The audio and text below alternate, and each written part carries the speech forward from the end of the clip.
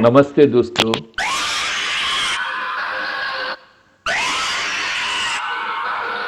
आज मैं कुछ अलग सा कहानी आप लोग को सुना रहा हूँ। आदमी और देवता का बीच में लड़ाई झगड़ा होते तब देखते ही बनते। ऐसा एक घटना आज से करीबन 120 या 25 साल पहले हुआ था। तब पक्का रास्ता यानी राजमार्ग सड़क बल के कुछ नहीं था, सिर्फ एक बड़ा आली रास्ता पर कुछ पत्थर बिछाया हुआ था। ब्रिटिश राज भारत के लिए वही काफी था। प्रतापगढ़ परगना का पत्थरकांदी तब सुनाई कांचनपुर नाम से जाना जाता था। तो आप लोग सभी तैयार हो जाइए आज का ये मजेदार वीडियो देखने के लिए। मैं सुनील कुमार सिन्हा आप लोगों को स्वागत करता हूँ। आज का ये कहानी का पात्र का नाम है धनसो सिन्हा और वो विभिन्न नाम से जाना जाता था, जैसे बागा, दनबे, हेमंतो आदि। युवक धनसो ने उसका जवानी में बहुत सा अलौकिक कांड किया। एक बार कनाई बाजार से बाजार करके वो शाम को वापस आ रहा था। तो अभी शाम को आते आते अभिशप्त मुन्नमाला तालाब का नजदीक में अंधेरा छाने लगा। तभी भी उन्हीं का गांव बहुत दूर था, इसलिए वो बाजार का टुकड़ी नजदीक में रख के एक मसल बनाने के प्रबंध कर रहा था। तब देख रहा है उसका टुकड़ी अपने आप चलते जा रहे हैं। उन्हीं को मालूम पड़ा ये शैतान यानी पितृ नामक एक देवता का कांड है, क्योंकि वो दिन उसने खाने के लिए कलिया मच्छी खरीदा था। कलिया मच्छी बहुत स्वादिष्ट और देवता के लिए बहुत प्रिय है।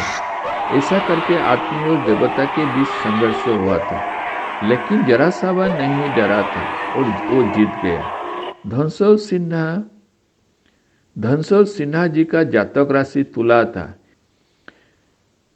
ये तुला राशि का साथ भूत देवता आदि का ज्यादा दिखाई देता है और संघर्ष भी होते रहता है। उन्हीं का गांव का आदमी हमेशा जंगल में जाकर कुछ ना कुछ जलाने के काट बांस वगैरह लेने के लिए जाता है। लेकिन धनसो जी जंगल में बहुत कम जाता है, क्योंकि वो जंगल में जाने से शेर का सामने आ जाता है। एक साधारण आदमी को जीवन तो शेर का सामने आना कितना भयंकर बात है, उससे बच के आना भी बहुत मुश्किल बात है। उन्हीं का जंगली सुकर के साथ संघर्ष का कहानी भी एक रोचक बात है। वो बहुत सुबह उठकर सैर करने को जाता है। एक बार क्या हुआ, ठंडे का मौसम, सुबह अंधेरा रहते हाथ में एक बल्लम लेके सैर करने के लिए गन्ने का बागान का तरफ गया। कभी कभी वो बागान में गन्ना खाने के लिए जंगली सुकर आता है। बागान का दोनों तरफ घोर गन्ने का खेत और बीच में छोटा सा कच्चा रास्ता। सुअर आया बल के जंगल में दूसरी तरफ से गांव में रहने वाला देशवाली आदमी लोगों ने टीन वगैरह बजा के चिल्लाया, तो वो जंगली सुकर धनसो का तरफ दौड़ के आया। धनसो भी डरने वाला नहीं था। उसने बल्लम ताक कर सुअर का सामने खड़ा हो गया। सुअर आक्रमण करते हुए आगे बढ़ा, तब धनसो ने भी निशाना लगाकर बल्लम छोड़ दिया। जाके बल्लम सुअर से बीत नहीं पाया, ऊपर से घिसते हुए जा गिरा। सुकर आकर सीधा धनसो को आक्रमण किया। सुकर का पहला थाबा उनका आंखें में पड़ते ही वो घबरा गया। सुकर और आदमी का बीच में घोर संघर्ष हुआ। दाताली सुकर ने उसका हाथ और डान पैर को चीरकर बहुत जख्मी किया। वो बहा पर लहूलुहान होकर गिर पड़ा। दूसरी तरफ आदमी चिल्लाते हुए आते देखकर जंगली सुकर जंगल की तरफ भागा। उसको उठा के घर लाया गया। खून बहते बहते वो बेहोश होने लगा। ये कहानी ब्रिटिश राज का समय का बात है। तब हॉस्पिटल बल के कुछ नहीं था। कुछ भी हो तो बागान का साहब के पास जाना पड़ता था। वो कैसे भी करके गांव का आदमी को साथ लेकर बैठाकाल बागान में पहुंचकर साहब से मुलाकात की।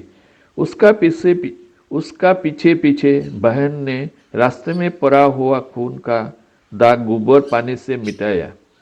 गांव में झगड़ा करके आए बल के इलाज करने को मना किया। तब गांव का सभी ने मिलकर बोला, साहब जी इनको जंगली सुअर ने जख्म किया है, आप हम लोग को कृपा कीजिए। तब जाके साहब ने चिकित्सा शुरू किया। वो चिकित्सा बहुत महीना तक चला। खून जाते जाते ऐसा हालत हुआ, कोई पूक या मच्छर काटने से भी मालूम नहीं पड़ता। जैसा भी हो, भगवान ने अंत तक बचाया। यह मैं और एक भयानक बात बताना चाहता हूँ। शायद 1963 या 64 सन में पत्थरकांदी नामक जगह पर रहने के लिए एक बीटा का जरूरत पड़ा। तब जाके जहाँ पर बीटा खरीदा वो जगह एक अभिशप्त स्थान था। पहले तो वो स्थान पर दिन में भी लोग अकेले आने जाने में डरता था। वहाँ में एक भीषण काला देवता रहता था। वो विभिन्न रूप लेकर निकलता था। कभी छोटा बच्चा सिर में पाटी लेकर निकलता था, कभी दूसरा रूप लेकर। उसका हाथ में पड़ेगा तो या हवा लगेगा तो मृत्यु अवश्यंभावी। इसलिए सभी ने संभाल कर बहुत डर से चलता था। दुर्भाग्य या सौभाग्य की बात कहे, वही जाकर धनसौ जी ने ये बीटा खरीदा। चारों तरफ खुला ही खुला पड़ा। नजदीक में कोई घर बारी नहीं है। रात होने से अंधेरा में डूबकर पूरा सन्नाटा छा जाता है। सिर्फ कुत्ते का भौ भौ आवाज आता है। उस नया भीटे का घर में धनसौ जी और उन्हीं का एक बुरी मामी साथ में रहती है। बाकी परिवार का सदस्य यानी उनका लड़के का परिवार, बच्चा वगैरह आदि तब तक आया नहीं। सुबह होते होते गांव का आदमी आकर खबर करते हैं बुरा बुरी जीवित तो है ना नहीं। दूसरा कोई भी होता तो यहाँ रह नहीं सकता। धनसौ जी ऐसा साहसी और बलवान आदमी, इसलिए यहाँ टिक पाया। डर क्या चीज है उन्हीं को मालूम नहीं है। कोई देवता का बारे में पूछता है तो बोलता है वो लोग का रास्ता में चलेगा। हम लोग का रास्ता पे चलने से कोई हानि नहीं करेगा। हाँ, एक बात है, मन में डर भाव होने से वो लोग भी डराता है। वो भूत प्रेत देवता आदि का लक्षण है। तुम बेपरवाह होकर चलने से तुम्हारा कुछ नहीं बिगाड़ सकता। ऐसा करके थोड़ा कुछ दिनों में बुरा बुरी को सभी ने पहचान लिया। बाद में जाकर बुरी उस इलाका का एक नामी ओझा बनी। किसी कोई तकलीफ या परेशान होने से उन्हीं का पास आकर समाधान निकलता। धनसौ जी उस काला देवता का साथ बहुत बार मुकाबला किया, क्योंकि उसका आस्थाना घर का सामने ही है।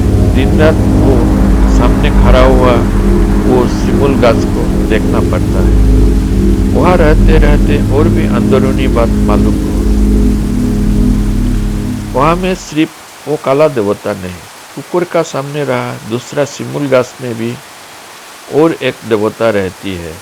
वो भी कभी कभी अलौकिक कांड करती है। एक बार नजदीक का आसारानी आंटी सुबह सुबह आकर पुखरी में जाकर प्रातःकर्म करते समय वो सिमुल गाछ का एक डाल आकर पूरा पानी में डूब गया। वो देखकर आश्चर्य रह गया। डाल में कुछ दिखाई तो नहीं दे रहा है। वो भागकर वहां से दौड़ आया। ऐसा कितना रोमांचक कहानी उन्हीं का जीवन में घटा था। आप लोग जानने चाहता है तो जरूर बताने की कोशिश करूंगा। आज बस इतना ही। यही है आज का छोटा सा वीडियो। आप लोगों को अच्छा लगे तो और भी मैं बताने की कोशिश करूंगा। आप सभी को मंगल हो। अंत में जाके लाइक, कमेंट्स और सब्सक्राइब करना। हमसे जुड़े रहने के लिए बहुत बहुत शुक्रिया।